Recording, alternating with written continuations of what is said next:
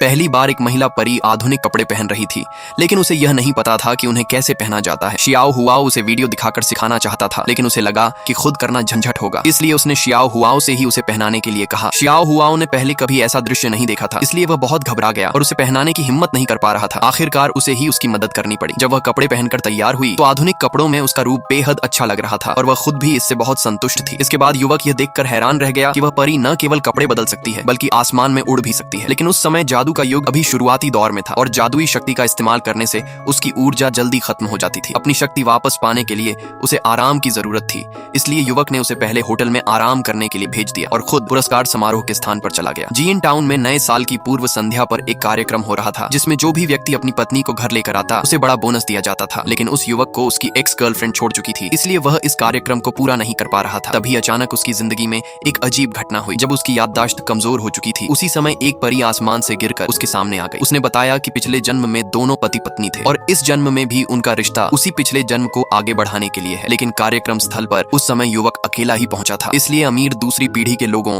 और उसकी ex girlfriend ने उसे घेर कर परेशान करना शुरू कर दिया। किसी को भी विश्वास नहीं था कि शियाओ हुआओ जैसा साधारण आदमी अपनी पत्नी ढूंढ सकता है। दूसरी तरफ परी लड़की जाग गई। उसे शियाओ हुआओ का छोड़ा हुआ नोट मिला और वह यह देखने के लिए वहां पहुंच गई कि वह क्या कर रहा है। वहां पहुंचकर उसने देखा कि लोग शियाओ हुआओ को तंग कर रहे हैं। कार्यक्रम के आयोजक और मेयर ने देखा कि युवक अपनी पत्नी को साथ नहीं लाया है, इसलिए उन्होंने उसे लाल लिफाफा देने से मना कर दिया। उसकी एक्स गर्लफ्रेंड ने भी उसका मजाक उड़ाया और कहा कि वह सिर्फ 8,088 युआन के लाल लिफाफे के लिए झूठ बोल रहा है। युवक ने जोर देकर कहा कि वह सच में शादीशुदा है और उसकी पत्नी होटल में आराम कर रही है। मेयर ने उससे विवाह प्रमाण पत्र दिखाने को कहा। जब वह पूरी तरह मुश्किल में पड़ गया, तभी उसके माता पिता समय पर विवाह प्रमाण पत्र लेकर वहां पहुंच गए। अमीर दूसरी पीढ़ी के लोगों ने दावा किया कि वह विवाह प्रमाण पत्र नकली है, क्योंकि उस दिन विवाह पंजीकरण कार्यालय बंद था। लेकिन उसके माता पिता ने कहा कि विवाह प्रमाण पत्र पूरी तरह आधिकारिक और सही है। युवक अपने माता पिता को लेकर वहां से जाने ही वाला था, लेकिन उसकी एक्स गर्लफ्रेंड